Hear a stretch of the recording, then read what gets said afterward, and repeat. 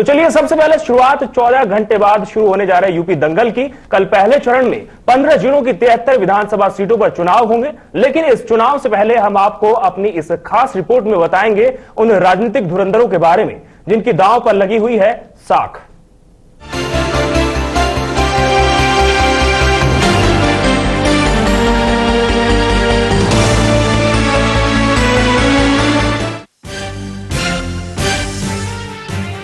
UP का सियासी दल शुरू होने में अब कुछ ही घंटे बाकी हैं। तमाम राजनीतिक दलों के नेता अभी सियासी कुंभ में अपने सभी दांव पेचों के साथ उतर चुके हैं।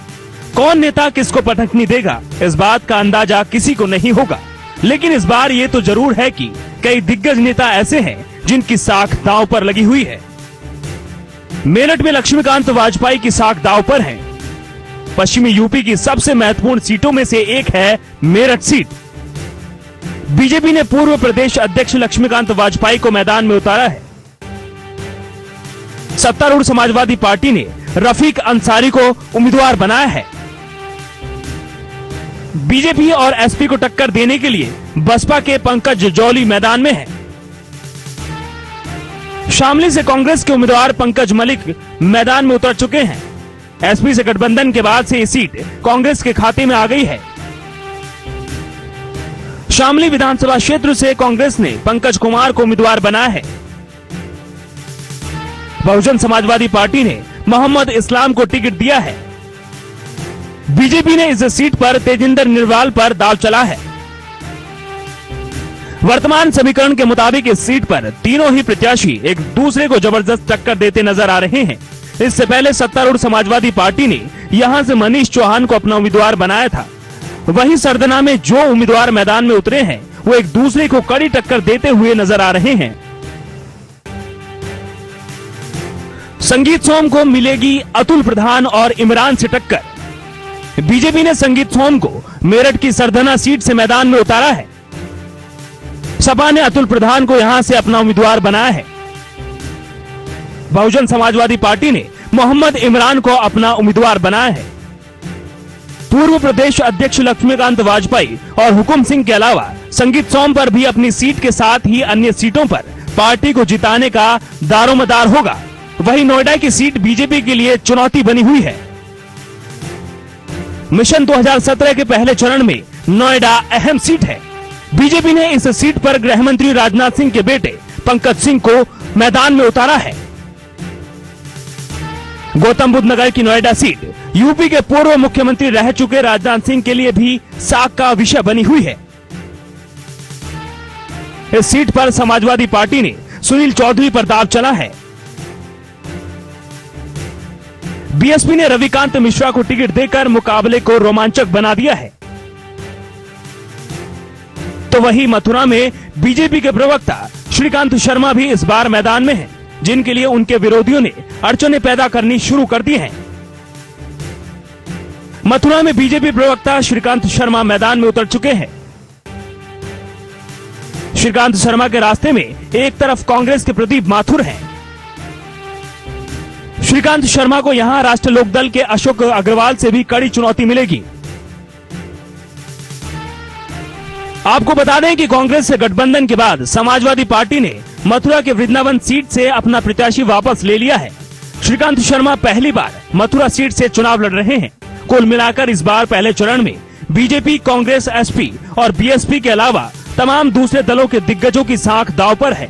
मुकाबला बेहद कड़ा है और अब यूपी रण की शुरुआत होने में कुछ ही घंटे बाकी हैं। जेके 24/7 न्यूज के लिए प्रकाश पुलारा की रिपोर्ट। तो चलिए अब जरा ग्राफिक्स के जरिए हम आपको समझा देते हैं कि इस बार पहले चरण में कितने उम्मीदवार मैदान में हैं और कितने मतदाता इस बार करेंगे मतदान, और साथ ही हम आपको बताएंगे शांतिपूर्ण मतदान कराने के लिए पुलिस का क्या किया गया है बंदोबस्त। तो आप देख सकते हैं पश्चिमी यूपी में होंगे रण की शुरुआत। 15 जिलों में 73 विधानसभा सीटों पर मतदान होंगे। 836 उम्मीदवार मैदान में उतरे हैं।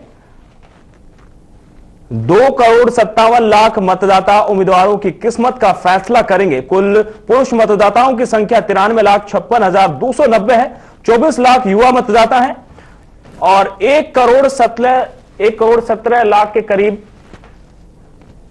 तो आपको बता दें कि कुल पुरुष मतदाताओं की संख्या 93,56,290 है। पश्चिम यूपी से होगी रण की शुरुआत। तो यूपी में मात्र 14 घंटे बचे हैं, जिसके बाद युवा और तमाम जो मतदाता है वो वोटिंग करेंगे। 24 लाख युवा मतदाता है, 1,17,00,000 महिला वोटर भी इसमें शामिल है। तो यूपी में होगी रण की शुरुआत। तो मात्र 24 घंटे बचे हैं, महज 24 घंटों के बाद मतदाता पहुंचेंगे पोलिंग बूथ और वहां मतदान करेंगे। 340 अन्य मतदाता है। पहले चरण के लिए 18,108 मतदान केंद्र बना गए हैं। पहले चरण में अभी चुनाव होना है, जिसके लिए 18,108 मतदान केंद्र बनाए गए हैं। 98 राजनीतिक दल पहले चरण में हिस्सा ले रहे हैं। तो पश्चिमी उत्तर प्रदेश में निर्णायक मुस्लिम वोटर होंगे। मुजफ्फरनगर में 48.909% मुस्लिम जनसंख्या है।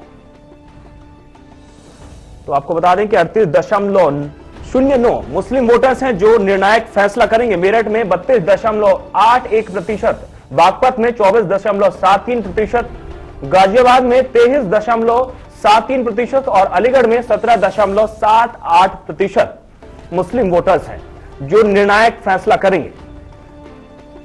केंद्रीय सुरक्षा बलों की 670 कंपनियों के साथ प्रांतीय सशस्त्र बल की 110 कंपनियां तैनात की गई हैं। सुरक्षा के पुख्ता इंतजाम किए गए हैं। पहले चरण के लिए 39,000 सिपाही, 6,000 हेड कांस्टेबल, 2,500 दरोगा, ये सारे तैनात किए गए हैं। शामली, मुजफ्फरनगर, बागपत, मेरठ, गाजियाबाद, गौतम बुद्ध नगर, हापुड़, बुलंदशहर, इन 15 जिलों में होगा मतदान। तो मतदान के लिए तमाम सुरक्षा बंदोबस्त किए गए हैं।